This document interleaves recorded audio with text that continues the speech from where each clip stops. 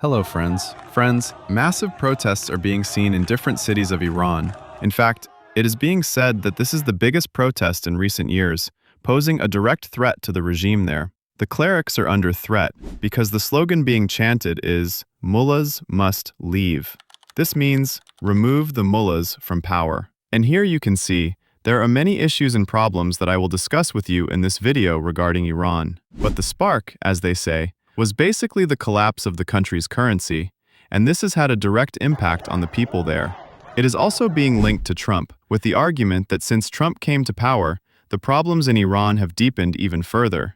We will discuss all of that. Let's begin. First, let's see what is happening. It is being said that Iran is currently witnessing one of its largest and most politically charged protests in recent years. And the slogans being chanted will have a direct impact on the regime there, because the slogan is, "Mullahs must leave."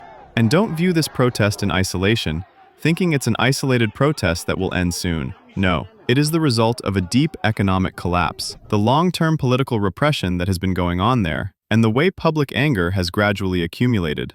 All of this was bound to lead to an outburst. The important question is, what is happening on the ground right now?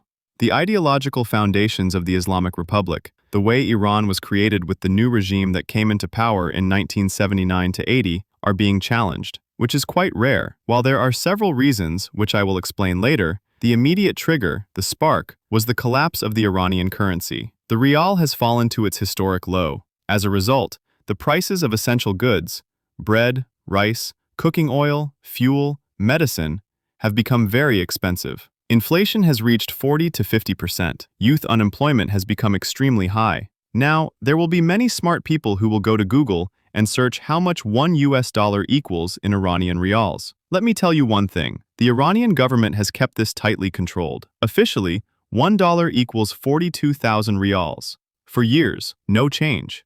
But will you actually get $1 if you go to the market with 42,000 rials?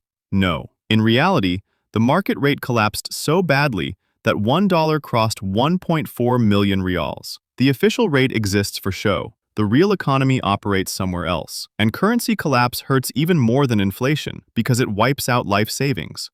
The middle class has been destroyed. Imagine saving all your life only to realize your money is suddenly worth nothing. Import-dependent sectors have collapsed. Confidence in the state has eroded. The currency collapse is being seen as systemic failure. This was the spark, not the cause. So what is the deeper cause? Economic mismanagement, a state-dominated economy controlled by clerical institutions. There is a supreme leader who holds ultimate power. Elections exist, but they are tightly controlled. The president governs, the supreme leader decides. There is corruption, lack of transparency. Oil wealth benefits the elites, not citizens.